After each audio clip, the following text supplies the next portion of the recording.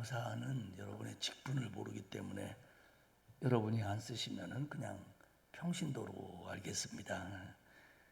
김충석 최금자 성도님, 최연미 권사님, 유희경, 그리고 이춘우 장로님, 김순환 권사님 기도하겠습니다. 하나님 고맙습니다. 오늘 아침에도 저희들에게 새날을 하나님께서 선물해 주시어서 주 안에서 일어나 하루를 시작하게 하시니 고맙습니다. 특별히 오늘은 하루의 첫 시간을 하나님 앞에 나와 부흥성회로 말씀 듣고 기도하는 시간 갖게 하셨으니 감사합니다. 하나님께서 우리에게 주시려고 예비해 놓으신 하나님의 은혜가 오늘 이 새벽 우리 안에 넘치게 하옵소서. 특별히 오늘 하나님 앞에 정성껏 감사의 예물을 드린 손길들이 있습니다. 하나님, 이 감사를 하나님이 받아 주옵소서. 그리고 감사 속에 들어있는 기도 제목들을 하나님이 응답하여 주옵소서. 영적으로 넘치게 하시고 육적으로 풍성케 하시고 기도마다 응답되게 하시어서 이 세상을 사는 동안 행복하게 하시고 또 하나님의 영광 드러내게 하시고 손대어 하는 일마다 복을 받게 하시고 또 베풀고 나눠주고 드려도 부족하지 않는 물질로 부족하지 않는 감사로 하나님이 채워 주옵소서.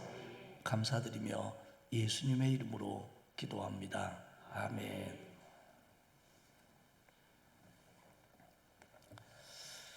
잘들 주무셨어요? 네, 저는 잘 못 잤어요. 왜냐하면 잠자리가 나쁘지 않았는데 이렇게 좀 잠자리가 바뀌면 아무리 좋은 잠자리라고 해도 하루 정도는 이렇게 좀 잠을 설치는 게 제 스타일이라고 그래서 좀 그랬습니다. 새벽기도 하시던 분들도 부흥회 때 같은 데는 빠지면 안 되지 그러면 밤에 몇 번씩 깨고 그러고 또 새벽기도 안 하다가 오래간만에 새벽기도 하려고 하다 보면 더 막 깨고 지금 그러다가 못 온 사람이 있다. 계속 깨다가 결정적인 시간에 못 일어나가지고 누구라고는 안 하는데 교회마다 있어요. 저는 잘 모르겠습니다. 누군지는. 우리 신약성경에 복음서가 4개잖아요. 마태복음, 마가복음, 누가복음, 요한복음. 그런데 그 중에서 마태복음, 마가복음, 누가복음은 좀 더 비슷한 공통점이 많아요. 그래서 공관복음이라고 하고 요한복음은 조금 늦게 쓰여졌고 그리고 조금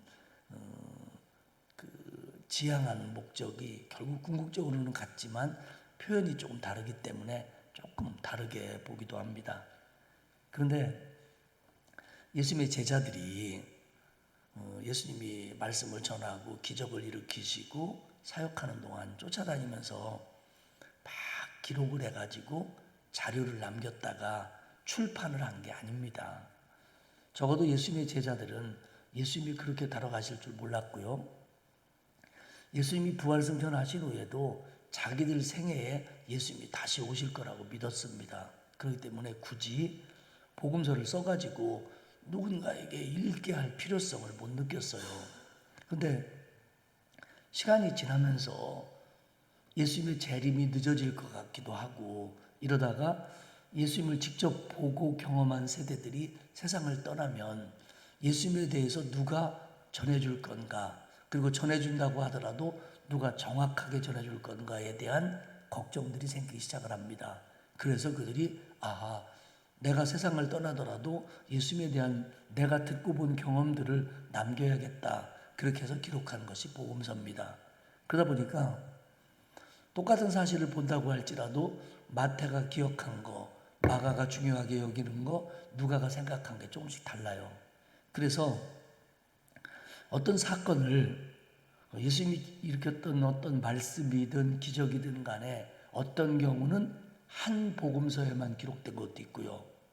예를 들어서 탕자의 비유 같은 것은 그렇게 유명해도 누가복음에만 기록되어 있습니다.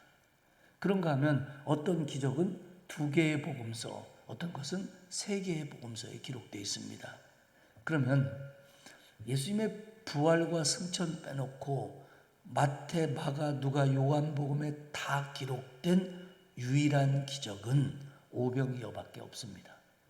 오병이어의 기적만 마태복음에도 마가복음에도 누가복음에도 요한복음에도 기록되어 있는 유일한 기적이라는 겁니다.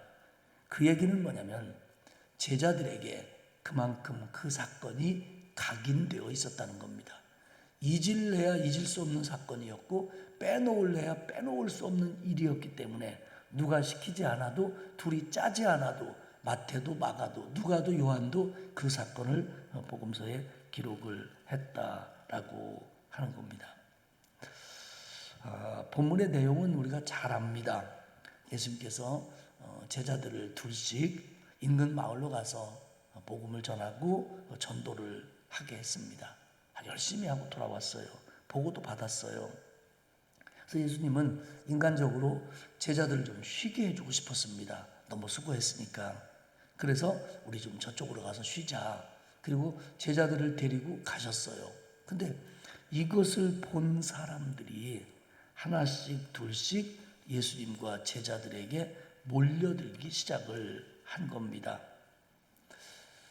예수님과 제자들의 계획은 조금 쉬는 거였지만 그렇게 주님의 말씀을 듣고 싶어서, 주님의 사랑을 받고서 주님의 기적을 경험하고 싶어서 오는 사람들을 예수님은 마다할 수가 없었습니다. 오늘 쉬는 날이에요. 오늘 문 닫았어요. 돌아가세요. 그렇게 할 수가 없었습니다. 그래서 그렇게 모였는데 복음서 기자들의 의견에, 계수에 의하면 그날 모인 사람들이 남자만 5,000명이나 됐다는 거예요. 그 당시는 이런 거 셀 때 여자하고 아이들은 세지 않았습니다. 참고로 그때 여자하고 애들은 사람도 아닙니다. 세지도 않았어요. 그런데 우리 생각으로 그 당시에도 예수님을 따르는 여자들이 많았고 우리의 지금 비율을 볼 때 최소한 1대1은 됐을 거예요. 그럼 10,000명, 15,000명, 어떤 사람은 20,000명까지도 봅니다. 이거는 예수님을 향해서 몰려들고 예수님 앞에 사람들이 모인 것 중에 지금까지 최고 많은 숫자였어요. 이렇게 많이 모인 적이 없었습니다. 근데 이제 그들에게 말씀을 가르치고 치유도 하고 하다 보니까 이게 뭐 시간 가는 줄도 모르고 있습니다. 때가 조금씩 저물어 갑니다. 아마 오후 4시쯤 됐을 겁니다. 제자들은 예수님에게 얘기합니다. 예수님, 여기가 보시다시피 빈들입니다. 그리고 때가 저물어 갑니다. 식사 때가 지났습니다. 그러니 두루 촌과 마을로 보내서 먹을 걸 사 먹게 좀 합시다. 데리고 있으면 배고파서 큰일 납니다. 그러자 예수님은 뜻밖의 얘기를 해요. 그래? 알겠다. 배고프겠지. 그러면 너희들이 먹을 걸 주어라. 아니, 무슨 수로요? 우리가 무슨 수로 저렇게 5,000명, 10,000명이 넘는 사람을 뭘 먹입니까? 우리가 200데나리온의 떡을 사다 먹이리까? 그렇게 예수님에게 반문해요. 물론 이때 떡이라고 표현했지만 빵이죠. 빵인데 200데나리온이라는 돈이 있어도, 돈도 없지만 돈이 있어도 그 빵을 사다가 그들을 동시에 먹인다는 건 불가능한 일입니다. 그래서 예수님이 그래요. 그러지 말고 너희 중에 빵이 얼마나 있는지 알아봐라. 제자들이 마지못해서 빵 있는 사람, 떡 있는 사람 찾아봤을 겁니다. 그래서 가져온 것이 떡 5개와 물고기 2마리였습니다. 예수님, 전체를 뒤져봤는데 떡 5개밖에 없습니다. 물고기 2마리밖에 없습니다. 그래서 예수님이 그래? 그러면 사람들을 좀 먹기 좋게, 나눠주기 좋게 그렇게 좀 앉게 해라. 그리고는 예수님께서 축복 기도를 하시고 떡 5개와 물고기 2마리로 오병이어로 5,000명이 넘는 사람들을 먹이신 것이 오늘의 기적입니다. 어떻게 된 일인지는 모릅니다. 어떻게 늘어났는지는 모릅니다. 그 떡이 어떻게 생겼는지도 모릅니다. 분명 예수님의 능력으로, 요한복음에 의하면 예수님이 하나님의 아들이시라는 것을 드러내는 표적으로 이런 역사가 나타났습니다. 그리고는 얼마나 많았는지 배불리 먹고 12바구니나 남았다라고 기록을 합니다. 이게 어떻게 된 일인지 몰라요. 이거는 인간의 이성이나 지식으로는 설명될 수 없는 겁니다. 근데 이게 얼마나 분명한 사건이었냐면 마태도 마가도 누가도 요한도 그때 그 일을 정확하게 기억을 하고 있어요. 떡 5개였다. 물고기 2마리였다. 남은 게 12바구니였다. 그때 남자만 해도 5,000명이 넘었었다. 다른 사건은요, 중풍병자를 고쳤다든지 무슨 이적을 일으켰다든지 이런 거에 대해서는 어디에는 숫자가 빠지고 어디에서는 뭐가 생략되고 그래요. 근데 이 오병이어의 사건만큼은 사복음서 기자가 정확하게 오병, 이어, 12바구니, 5,000명 이상 이 기록들이 정확합니다. 왜냐하면 그만큼 잊을래야 잊을 수 없는 사건이라는 거예요. 잊지 못할 사건이라는 거예요. 그만큼 그들의 마음속에 못처럼 박혀있는 사건이었다고 하는 겁니다. 예수님께서 군중들을 모아놓고 주의 말씀을 가르칠 때, 병자를 치유하시고 그들의 몸과 마음을 어루만질 때 제자들은 신났을 겁니다. 그래, 이제 많은 사람들이 예수님을 더 많이 따르고 있어. 갈릴리 사람들이 다 모인 것 같아. 이제 됐어. 이제 우리 예수님 짱이야. 막 들떴을 거예요. 사람 많이 모이니까 막 웅성웅성하고 막 하나님의 역사가 일어나고 신났을 겁니다. 그런데 시간이 가면서 살살 걱정이 되기 시작하는 거예요. 여기 빈들인데, 날이 저물어 가는데 예수님 지금 시간 가는 거 알고 계신가? 저 사람들 지금 배고픈데 예수님 어떡하려고 그러지? 끝날 시간 지났는데 오늘따라 왜 이렇게 길지? 이들이 이제 하나둘씩 문제의식을 느끼기 시작했습니다. 이 광야에서 첫 번째 문제는 먹을 게 없다는 겁니다. 사람이 아무리 많아도 밥때가 지났어도 먹을 것만 많으면 문제될 게 없습니다. 먹이면 되니까요. 먹이면 되니까.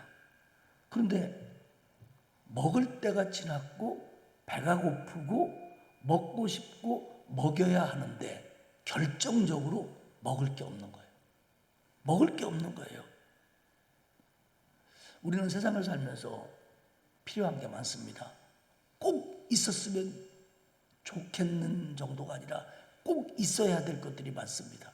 어떤 때는 건강이 꼭 있어야 되는데 건강하지 못할 때가 있습니다. 어떤 때는 돈이 좀 있어야 되는데 정말 돈이 필요한데 돈이 없을 때가 있습니다. 정말 우리 자식들이 이쯤 돼서는 직장이 좀 있어야 되는데 그 직장이 그렇게 잘 안 될 때도 있습니다. 우리는 세상을 살면서 꼭 필요하다고, 꼭 있어야 된다고, 이건 정말 누가 봐도 있어야 되는 건데 그게 나에게, 우리에게, 우리 교회에 없을 때가 있다는 겁니다. 지금 먹을 게 없습니다. 두 번째 문제는 먹을 게 없다고 하는 그 문제를 해결할 수 있는 방법이 없다는 거예요. 문제가 생겨도 대안이 있으면 문제될 게 없습니다. 먹을 게 없습니다. 그래? 내가 배달의 민족에게 시켰어.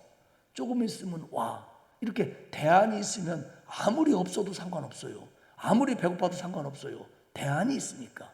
방법이 있으니까. 해결책이 있으니까. 그런데 지금 이 광야에서는 문제는 생겼는데 해결책이 없는 거예요. 어떻게 먹입니까? 돈도 부족합니다. 돈이 있다고 해도 그 시대의 그 광야에서 10,000명이 넘는 그 사람을 동시에 먹이는 일은 불가능합니다. 오늘 이 동두천에서 저는 올 때까지 동두천이 읍인 줄 알았어요. 그래서 아이고 이 읍내가 그랬더니 목사님이 쉽니다 그러더라고요.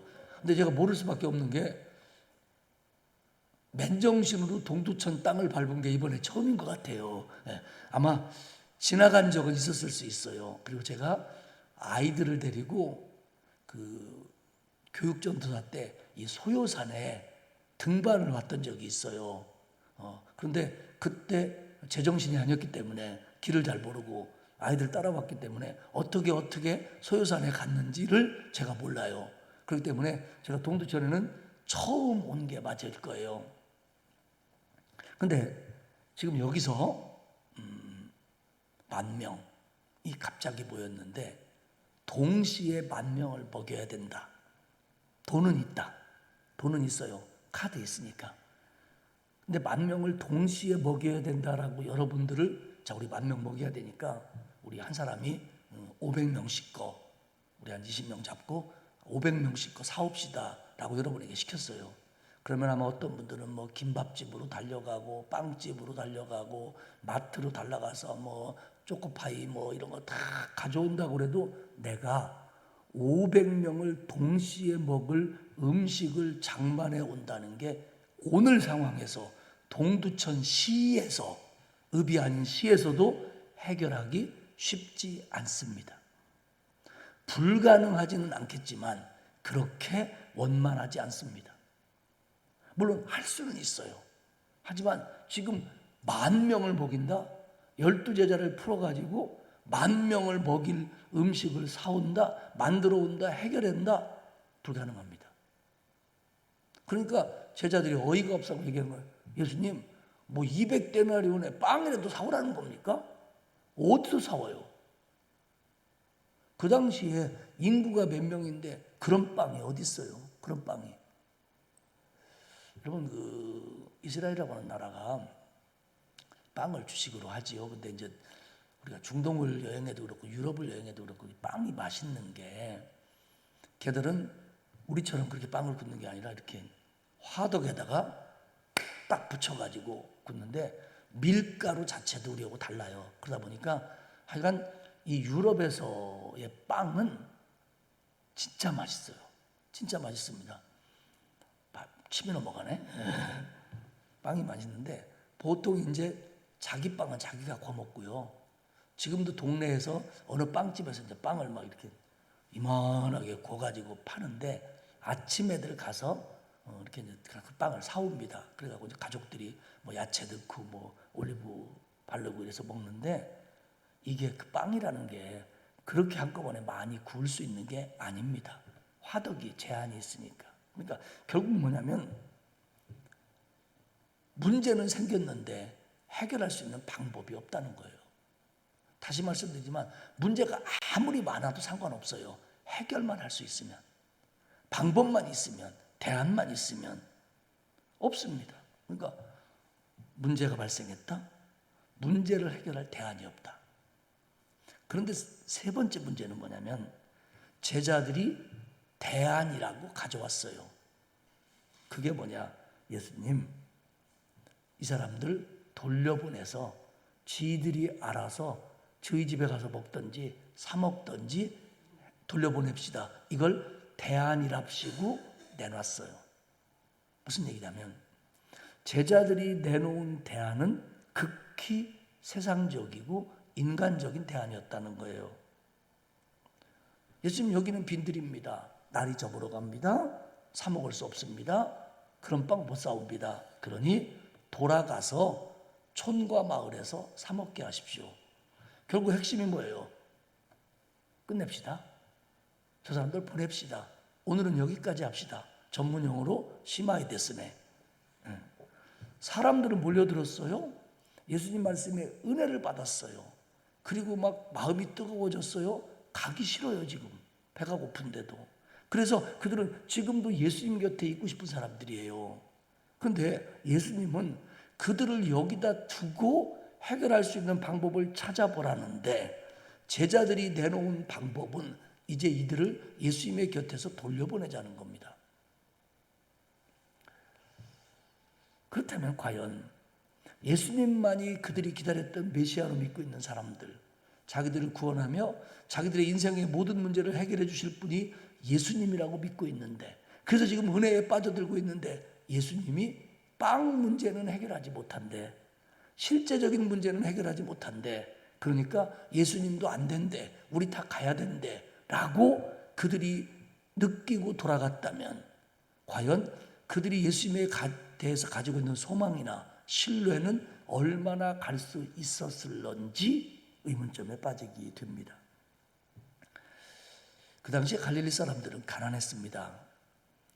나사렛에서 무슨 선한 것이 나오겠냐라고 할 정도로 갈릴리는 전 이스라엘에서 변방입니다. 그리고 사실은 그것도 변방이고 가난한데 많은 사람들에게 착취를 당하는 그런 곳이 갈릴리였습니다. 그래서 유대지방 사람들은, 예루살렘을 중심으로 한 유대지방 사람들은 그래도 조금 종교적으로나 물질적으로나 정치적으로나 그래도 조금 나았어요. 그러나 베레아나 사마리아나 갈릴리 사람들은 굉장히 어려웠습니다. 갈릴리 사람들은 가난했습니다. 그런데 이 가난한 사람들이 로마에게 압제받고 또 세리한테 뜯기고 이렇게 저렇게 이리 치고 저리 치고 살고 있는데, 그러다가 예수님이 나타나셔서 예수님을 소망으로 믿고 있는데, 저분만이 우리를 살릴 분이라고 믿고 있는데 영적으로는 해결해 주는데 빵은 해결해 주지 못하니까 너네가 알아서 해 라고 보냈다고 한다면 그들은 실망감이 굉장히 컸을 거라는 겁니다. 제자들 보세요. 예수님을 굉장히 믿고 따르는 사람들 같고, 배와 그물을 버려두고 따라 나선 사람 같고, 주님을 위해서 목숨이라도 버릴 것 같고, 모든 문제를 주님의 말씀에 입각해서 신앙적으로 해결할 사람들처럼 보이지만 막상 문제가 닥치니까 극히 인간적이 된 거예요. 지금 그들을 먹여야 되는 문제 앞에서는 극히 세상적인 방법을 내놓는 거예요. 예수님 곁에서 그들의 은혜가 지속되는 범위 속에서 해결을 원하시는 주님 앞에 그들은 그 은혜가 지속되지 못한다고 할지라도 이 방법밖에 없습니다라고 내놓은 것이 극히 세상적이고 극히 인간적인 방법이었다고 하는 겁니다. 그러면 그 방법대로 했을 때의 결과가 뭐냐는 거예요. 사람들이 예수님에게서 흩어지는 겁니다. 예수님에 대해서 실망하는 겁니다. 예수님에 대한 신뢰가 흔들리는 겁니다. 예수님은, 교회는 이 방법을 택해서는 안 됩니다. 주의 제자들은 무슨 일이 있어도 이 방법은 아닙니다. 정말 힘들어도, 정말 눈물 나도 하나님이 원하고 성도들이 상처받지 않고 성도들의 믿음을 지킬 수 있는 방법으로 할 수만 있다면 우리는 그 길을 걸어가는 것이 주님이 원하는 방법이라는 걸 깨달으시기를 축복합니다. 너희가 먹을 걸 줘라. 너희가 먹을 걸 줘라. 이 말은 뭐냐면 이 사람들 여기다 두고 이 은혜 가운데 이 문제를 해결할 방법을 찾아봐라, 이겁니다. 제자들이 반문하죠. 예수님 참 답답하시네. 어떻게 해요? 200데나리온도 없고요. 있으면 사올 수 있어요. 예수님 한번 사와봐요. 해결 방법 없어요. 200데나리온으로 떡을 사왔다고 할지라도 조금씩 먹이기에도 부족한 양입니다. 그런데 어디 가서 그런 떡을 가져올 수 있습니까? 불가능합니다.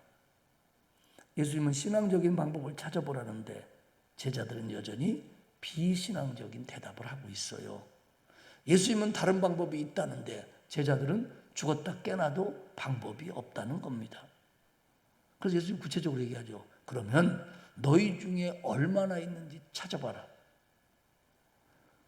그랬더니 제자들이 가져온 것은 떡 5개와 물고기 2마리였습니다. 요한복음에 의하면 이것은 한 어린아이의 것이었고 그건 보리떡이었다는 거예요. 근데 이 보리떡이라고 하는 것은 그 당시에 가난한 사람들의 주식이에요. 그 꼬맹이 하나 먹을 정도밖에 안 되는 거예요. 그러면 양도 적고 질도 변변치 못한 겁니다. 예수님이 찾아보래서 억지로 방법을 찾아서 가져왔는데 그게 오병이어예요. 그러면 오병이어의 현실적인 의미가 뭡니까? 이게 뭐냐면 결국 해결할 수 없는 것의 재확인이에요. 예수님이 원하는 방법으로는 안 된다는 것의 확인일 뿐이에요.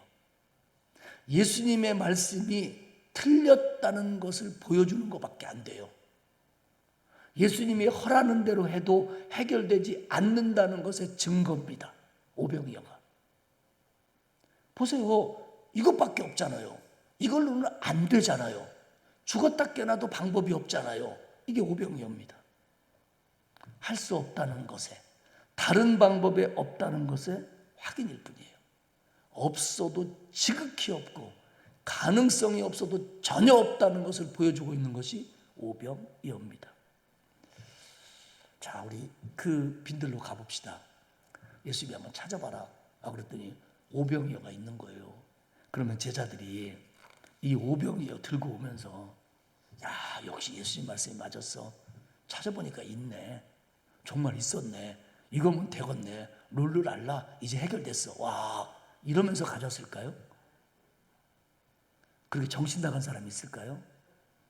봐. 없잖아. 가끔 예수님도 틀릴 때가 있다니까. 이 동네에서는 우리가 경험이 많지. 왜 안 되는 걸 저 양반 자꾸 우기신대야. 빨리 보내는 게 조금이라도 덜 배고플 텐데. 내가 이번에 가서 예수님한테 보여줄 거야. 안 된다는 거. 아마 덜렁덜렁 들고 왔을 거예요. 막 그거 고귀해가지고 이거면 되지 막 신나서 온 게 아니라 얼굴 팍 쭈그러들어갖고 안 된다니까 그래. 참내 답답해 미치겠네. 이러면서 왔을 거예요. 이러면서 왔을 거예요. 안 그랬을 것 같아요? 막 궁둥이 실룩거리면서 막 좋아서 왔을까요? 아니요. 예수님 봐요. 우리가 뭘 했어요? 안 된다겠잖아요. 방법 없다겠잖아요. 봐요. 이게 다요 다. 또 예수님 뭐라고 하세요? 그래? 그거면 됐다. 그러면 사람들 나눠주면 받아먹기 좋게 그렇게 좀 그룹별로 앉혀봐라. 제자들은 이것밖에 없다고 그러는데 예수님은 그거면 됐다는 겁니다. 제자들은 이것 보세요. 안 됩니다. 하는데 예수님은 그래? 그거라도 있으니까 거기서 시작해보자. 이렇게 말씀하시는 거예요. 안 된다니까요. 라고 불평하는데 아니다. 그거라도 있는 거에 감사하자. 이것 가지고 우리 하나님의 역사를 기대해보자. 그러면서 오병이어를 손에 쥐는 겁니다. 실제적으로 떡 5개와 물고기 2마리는 아무것도 아닙니다. 꼬맹이가 먹어도 배부르지 않을 정도예요. 그것으로 누군가를 먹인다는 건 불가능한 겁니다. 의미도 없습니다. 별거 아니에요. 아니, 아무것도 아니에요. 해결책이 아니에요. 그런데 그 5개와 2마리가 예수님 손에 들려질 때, 예수님에게 드려질 때 거기서 놀라운 역사가 일어났습니다. 할렐루야. 이게 오병이어입니다. 보리떡 5개, 물고기 2마리, 5,000명이 넘는 사람을 먹이기에는 턱없이 부족한 겁니다. 초라하고 부족하고 불가능한 현실의 확인일 뿐입니다. 그런데 예수님은 거기서 가능성을 보자는 겁니다. 사랑하는 여러분, 여러분이 부족을 느끼고 있고 해결할 수 있는 방법이 없는 것 같고 있다면 이거밖에 없는데 오병이어밖에 없는데 여러분의 오병이어는 초라하고 부족하고 해결할 수 없는 현실의 확인입니까? 아니면 주님과 함께 시작할 수 있는 작은 감사입니까? 똑같은 오병이어지만 우리의 믿음에 따라 주님의 역사에 따라 결과는 너무나도 달라진다는 걸 깨달으시기를 축복합니다. 우리가 살아가는 곳이 광야 같고 우리에겐 떡이 없고 떡 살 돈이 없는 게 문제가 아니라 문제는 우리에게 믿음이 없다는 게 문제입니다. 떡이 없는 게 문제가 아니라 오병이어 밖에 없는 게 문제가 아니라 그것 있음에 감사할 줄 모르는 게 문제고 그걸 주님에게 드리지 못하는 게 문제고 거기서 주님의 역사가 일어날 거라는 기대가 없는 게 문제라는 거예요. 이게 오늘 이 시대의 저와 여러분의 문제라는 겁니다. 오병이어가 아니라 일병일어가 된다고 할지라도, 아니 그것도 없다고 할지라도 주님의 손에 내가 붙들리면 뭔가가 일어날 수 있다는 걸 믿으시기를 축복합니다. 또 목사님이 개척을 했대요. 그런데 교회가 부흥이 징그럽게 안 되는 거예요. 그래갖고 목사님, 사모님, 애들, 두얼, 그게 전부요. 그리고 오다 가다 오는 사람, 상가에서 교회라니까 누가 와요. 그리고 어떻게 할머니 하나가, 동네에서 어떤 할머니 하나가 얼떨결에 들어와가지고 이제 그게 전부 신자인 거예요. 근데 목사님이 그날 오병이어 설교 준비를 토요일 날 한 거예요. 근데 하면서도 계속 불만이야. 하나님 앞에. 무슨 오병이어로 5,000명을 먹였다는데 우리 교회는 역사도 안 일어나고, 잡아다가 약에 쓸래도 새신자도 안 오고, 잡아 먹을래도 사람도 없고, 이러면서 설교 준비를 했어요. 그래서는 여러분, 예수님께서 빈들에서 오병이어로 5,000명을 먹이셨습니다. 그랬더니 그 할머니가 요 앞에 앉아가지고 나도 하겠다 그러더래요. 나도 하겠다 그러더래요. 그래서 목사님이 열받는 거야. 그러잖아. 지금 성질나 죽겠는데 할머니가 앉아서 설교하고 있는데, 여러분 설교할 때는 질문하는 거 아니에요? 예. 근데 앉아가지고 나도 하겠다 그러더래요. 그래서 목사님이 설교하다가 할머니가 무슨 수로 오병이어로 5,000명을 먹여요? 예수님도 겨우 한 일을 할머니가 어떻게 해요? 그랬더니 그러더래 할머니가. 아니 떡 5,000개로 5명 먹였다며? 그러더니 그래서 내가 언제 떡 5,000개로 5명 먹였다고 그랬냐고. 떡 5개로 5,000명을 먹였다고 그랬지. 그랬더니 뒤에서 사모님이 이러더래요. 그러니까 목사님이 믿음이 없다 보니까 설교 준비도 제대로 안 하고 마음이 없고 그냥 불만을 가지고 설교하다 보니까 자기는 떡 5개로 5,000명을 먹인다고 설교한다는 풍신이 입에서는 떡 5,000개로 5명을 먹였다고 그러니까 할머니가 볼 때 기적이 아니야 이건. 나도 하겠다는 거예요. 그래갖고 예배가 엉망이 됐어요. 그래서 정말 내가 그랬어요 그러니까 뒤에서 사모님이, 그리고 딸도 그러더래요. 아빠 실수한 거예요. 그래서 어떡하고 얼떨결에 그냥 축도고 예배를 마쳤대요. 일주일 동안 곰곰이 생각하니까 성질이 나는 거야. 가만 안 둔다고 이제. 그리고 다음 주일날 오병이어를 또 설교하는 거예요. 그리고 정신 바짝 차리고 할머니 보고 떡 5개로 5,000명을 먹였다고.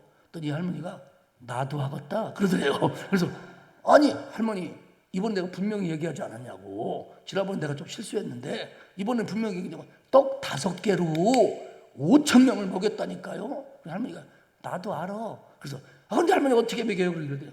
지난주에 남았다며. 지난주에 남은 거 그거 12바구니 자기는 그걸로 먹인다는 거예요. 맞는 것 같죠? 예. 지난주에 남았다며 그러더래요. 할머니 믿음이 어쩌면 목사님 믿음보다 좋았는지도 모르겠어요. 사랑하는 여러분, 우리에게는 없는 게 참 많아요. 능력도 부족하고, 건강도 부족하고, 돈도 부족하고, 실력도 부족하고. 생각해보면 부족한 게 참 많고, 근데 그게 사실 꼭 있어야 될 거거든요. 돈 좀 많아갖고 헌금 좀 많이 하고 싶은데 약에 쓸래도 돈이 없네. 좀 건강하면 좀 일찍부터 나와서 교회에서 좀 봉사 좀 하고 싶고, 그런데 이게 나이는 먹어가고 힘은 딸리고, 이게 아니 하나님 저기 동두천에 산이 댕기면서 이러고 다니는 여폰네들은 건강도 좋은데 왜 이렇게 나는 몸이 약한데요? 그 여폰네보다는 내가 건강이 있어야 되는데, 그 사람들은 밥 먹고 하는 일이 이거밖에 없는데 나는 교회 와서 좀 청소라도 좀 하고 기도라도 하고 싶은데 왜 이렇게 체력이 딸리는지요? 필요하단 말이에요 우리에게. 그리고 자식들 좀 잘 나가가지고 그놈들이 좀 보태주면 내가 좀 능력이 없어도 좀 목사님하고 맛있는 짜장면이라도 좀 먹을 텐데, 우리 없는 거 많아요. 줄도 백도 배경도 재산도 물려받은 것도 우리 다 부족해요. 그렇기 때문에 우리에게 더 많은 문제들이 생기는 거고, 그 문제 앞에서는 우리가 늘 작아지는 거예요. 왜? 해결할 수가 없으니까. 교회에서 뭐 좀 하자고 그러는데 하고 싶은데 나한테 방법이 없네. 그러니까 이거에 대해서 적극적으로 못 나서는 거예요. 왜? 아무리 생각해도 나는 그걸 해결할 수 있는 방법이 없는 거예요. 그래서 가능성이 없는 것 같고 해결책이 없는 것 같고 그러다 보니까 아멘 아멘 하면서도 내 속으로는 없다, 안 된다, 더 이상은 안 된다 이런 생각이 우리들을 사로잡을 수도 있다는 겁니다. 근데 예수님 말씀하십니다. 아니다. 찾아봐라. 이리 가져봐라. 방법이 있다, 길이 있다, 거기서도 얼마든지 가능하다. 이렇게 주님은 이야기를 하시는 겁니다. 해결책이 없으니까 신앙적인 생각을 내려놔 버립니다. 인간적으로 포기해 버립니다. 세상의 방법을 찾으려고 그럽니다. 주님은 아니다. 내 곁에 두고 내가 원하는 방법으로 해결책을 찾자. 그래도 방법은 있다. 이렇게 말씀하십니다. 결국 우리의 오병이어는 뭡니까? 초라한 현실의 확인입니까? 작은 것 가지고도 감사할 수 있는 믿음입니까? 우리의 오병이어는 뭡니까? 죽어도 안 된다는 걸 주님 말씀보다 내 경험과 내 생각이 맞았다는 거의 증거입니까? 아니면 안 될 것 같지만 주님 손에 붙들리면 될 수 있다라고 하는 가능성에 대한 신뢰입니까? 저와 여러분의 오병이어는 어떤 겁니까? 똑같은 5개고 똑같은 2마리인데 그것을 생각하고 바라보고 누구의 손에 붙들리게 하느냐가 달라진다는 겁니다. 이 시대에 우리의 오병이어는 믿음입니다. 다른 사람은 믿음 가지고도 안 된다고 얘기합니다. 우리의 믿음이 현실 앞에 초라할 때도 많습니다. 믿음만 가지고 될 줄 알았는데 믿음으로도 안 되는 게 너무 많아요 라고 말하고 싶은 게 우리의 믿음일 수도 있습니다. 그러나 믿음은 주님의 손에 붙들릴 때 무한한 역사를 일으키고 무한한 가능성을 일으킨다는 걸 믿으시기를 축복합니다. 모세가 바로 앞에 설 때 게임이 안 됐습니다. 그 당시에 이집트는 애굽은 전 세계에서 가장 강한 나라입니다. 그 애굽의 바로 앞에 서서 모세가 이스라엘 백성을 끌고 나올 거다 믿었던 사람 없습니다. 바로도 콧방귀도 안 꼈습니다. 그래서 9가지 재앙이 내리는데도 항복하지 않은 게 뭐냐면 불가능한 일이었기 때문에 그렇습니다. 그런데 모세를 통해서 하나님은 출애굽의 그 엄청난 역사를 일으킵니다. 16세기 중세의 카톨릭 교회는 무너뜨릴 수 없는 아성이었습니다. 황제도 건들 수 없는 게 교황이었습니다. 그런데 한낱 비텐베르크의 수도사였던 루터가 비텐베르크 정막에 95개조 반박문을 붙였던 1517년 10월의 마지막 날에 그 작은 불씨가 교황청을 무너뜨리고 종교개혁을 일으키고 그리고 개신교가 탄생하고 그리고 여러분 이 종교개혁이 일어나면요 그 종교개혁을 카톨릭에서 박해만 게 아니라 카톨릭에서 각성이 일어납니다. 그것을 카운터 리포메이션 반종교개혁이라고 불러요. 근데 종교개혁을 반대하는 게 아니라 종교개혁에 반응해서 카톨릭 내에서 일어나는 회개운동, 자성운동이 반종교개혁이었습니다. 그래서 그때부터 교황청이 정신을 차리고 야 우리도 선교사를 파송하고 말씀으로 돌아가자 이런 운동이 일어나요. 그래서 그때 생겨난 것이 제수잇, 예수회입니다. 서강대를 세운 예수회. 그러니까 이 루터 한 사람의 루터가요 그 구원의 확신을 가지고 구원받은 자로서 하나님 주신 평안을 누리고 싶어서 그 가톨릭은 행위를 강조하고 선행을 강조하잖아요. 그래가지고 노바에 가면 스칼라 산타라고 하는 성당이 있어요. 근데 그게 번역을 하면 성계단 성당이에요. 근데 이것이 이만한가요? 양쪽으로 되어 있는데 들어가면 계단이에요. 그냥 들어가자마자 계단이에요. 근데 그 계단이 콘스탄티누스 황제의 엄마가 예수님이 본디오 빌라도에게 재판을 받기 위해서 올라가신 계단을 그 돌을 뜯어가지고 왜냐면 황제의 엄마니까 믿음 좋았거든요. 병사들을 시켜서 뜯어와가지고 그것을 노마에다 옮겨놓고 성당을 지었다라고 그들은 주장해요. 근데 그 돌이 다르니까 귀한 건데 아무리 돌이라고 해도 무릎으로 탁 올라가면 닳잖아요. 그래서 거기다가 나무로 껍데기를 입혔어요. 돌을 나무로 껍데기를 입혀서 계단이 그래서 나무 계단처럼 보여요. 근데 속에는 돌 계단이에요. 근데 그거를 무릎 꿇고 올라가면서 고행을 하는 거예요. 높지는 않아요. 근데 거기로 올라가면서 그렇게 주님의 고난에, 왜냐면 거기서 주님이 피를 흘렸다고 믿거든요. 그래서 그 고난에 동참한다고 그걸 올라가요. 그리고 그것이 그 당시 중세 카톨릭의 그 종교개혁지를, 아니 그 종교에 관한 것들을 순례하는 코스 중에 하나였어요. 근데 루터가 거기로 올라가는 거예요. 그런데 그 고행을 하면서도 주님의 고난을 마음에 담고 몸에 담는다고 해도 평안이 없는 거예요. 이건 아닌 것 같다. 이렇게 해서 평안해지는 게 아닌 것 같다. 그러면서 루터가 깨닫습니다. 여러 군데서 깨닫지요. 그러면서 루터가 이제 종교개혁을 일으키는 거잖아요. 원래 캐톨릭에서 분리하려고 한 것도 아니잖아요.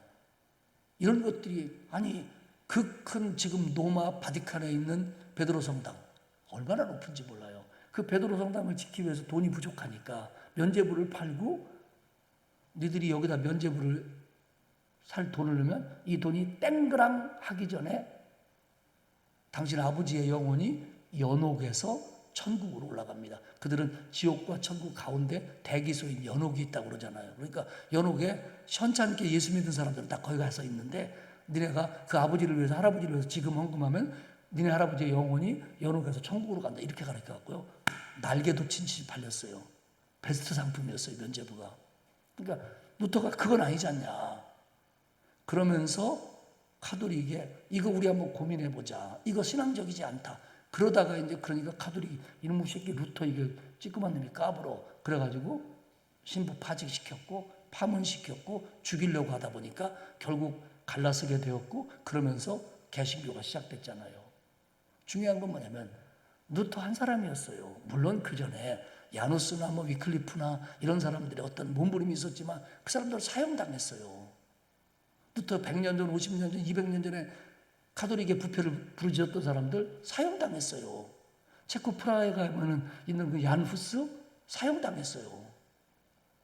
그렇게 죽어갔습니다. 근데 루터가 겁없이 오병 이어도 안 되고, 따지자면 뭐 보리떡 한 개도 안 될 거예요. 근데 그걸 가지고 로마 교황청과 신앙을 가지고 바로 섰을 때 하나님은 개신교라고 하는 놀라운 하나님의 역사를 일으켜요. 그리고 가톨릭도 안에서 고쳐가도록 하나님 만들어주세요. 그러니까 여러분, 모든 하나님의 역사는 사람들이 보면 안 될 것 같은 거예요. 사람들이 보기에는 방법이 없는 것 같은 거예요. 그런데 그런 데서 믿음의 사람들이 하나님께 드리고 하나님께 붙들림 받고 주님과 함께 성령의 역사로 해나갔을 때 거기에서 5천 명이 조금 배부르게 먹고 할머니가 착각할 정도로 12바구니가 남았다고 하는 거예요. 저와 여러분이 없는 것을 탓하고 불평하고 부정적으로 볼 것이 아니라, 그래도 있는 것, 주신 것, 그래도 감사할 수 있는 그 작은 것을 가지고 그것을 믿음으로 바라보며 주님을 신뢰하며 거기서 새롭게 시작할 수 있는 저와 여러분이 되시기를 축복합니다. 그러면 우리의 삶이 풍성해지고 다른 사람까지 줄 수 있는 12바구니까지 될 수 있을 줄 믿습니다. 기도하겠습니다. 여러분, 우리 예수 믿는다고 하지만 우리가 약할 때가 얼마나 많습니까? 교회 와서는 아멘하지만 우리에게 부딪히는 현실 속에서 기도해도 안 되네, 신앙 가지고도 안 되네, 할 만큼 했는데도 안 되네, 이럴 때가 얼마나 많습니까? 주님은 된다는데 나는 안 된다고 그러고, 주님은 찾아보라는데 나는 무조건 없다고 얘기하고, 주님은 그거면 된다고 그러는데 이것 가지고 어떡하냐고 하고, 그럴 때가 우리에게는 한두 번이 아니었습니다. 이 아침에 소리를 내셔도 좋고 조용히 기도하셔도 좋고, 주님, 내게 부족을 바라보고 불평하고 아쉬워하기보다는 주님이 주신 거에 감사하고 주님과 함께 다시 시작할 수 있는 믿음을 주옵소서. 내게 믿음을 더하여 주옵소서. 주님의 말씀대로 하면 가능성이 있고 되고 열매가 맺는다는 걸 믿게 하여 주옵소서. 그리고 그 믿음 붙들고 살게 하옵소서. 이 시간 우리 다 같이 한 음성으로 기도하시다가 자유롭게 돌아가시도록 하겠습니다. 하나님 고맙습니다. 우리를 구원하시고 우리에게 믿음 주신 거 감사합니다. 빈들이 없고 해는 저물어 가고 사람은 많고 배는 고팠지만 그들에게 먹일 떡이 없고 물고기가 없었는데, 그래서 그들을 돌려보내야 된다고 제자들은 생각했지만 문제는 발생하고 대안은 없고 대안이라고 내놓은 것들이 신앙적이지 못한 것들 뿐이었는데, 주님 손에 오병이어가 들릴 때, 5개와 2마리가 붙들림 받을 때 놀라운 기적의 역사가 나타나며 그 모든 사람들이 풍성하게 먹고 12광주리가 남았다는 걸 오늘 말씀을 통해서 다시 한번 깨달았습니다. 하나님, 우리에게 없는 건 사실이지만, 부족한 건 사실이지만 믿음이 있음에 감사하도록 도와주옵소서. 믿음 있음에 고마워하게 하시옵소서. 이것 있음에 감사하게 하시옵소서. 이것 주님께 붙들림 바 되어서 거기서 다시 시작할 수 있는 오병이어가 될 수 있도록 하나님 역사해 주옵소서. 우리 동두천 중앙교회 사람들이 보기에는 부족한 게 많고 연약한 게 많고 아쉬운 게 많고